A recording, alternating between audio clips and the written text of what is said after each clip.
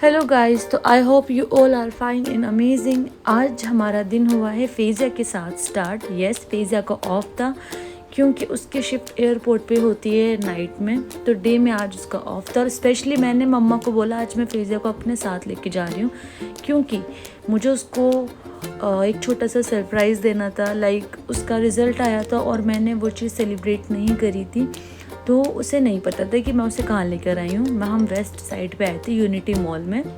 वहाँ पे हम गए अपने एक अड्डे पे, कह सकते हो आप। यस, हाँ, यूजुअली हम यही कह देते। तो KFC में आए हम, मैंने और इसने अपने दोनों के लिए मील ऑर्डर करे।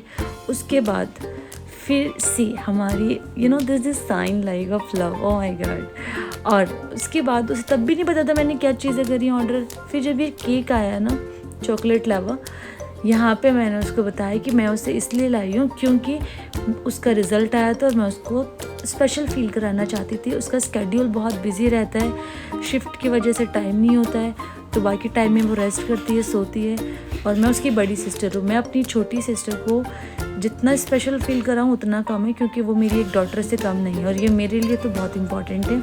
और ये सच में मेरा बच्चा ही है क्योंकि बहुत ही इनोसेंट, बहुत ही क्यूट एंड इतनी प्यारी बच्ची है कि कभी फील ही नहीं होता मुझे कि मैं अपनी सिस्टर्स के साथ रहती हूँ। आई एम सो ब्लेस्ड कि मेरी सारी सिस्टर्स अमेजिंग है यार।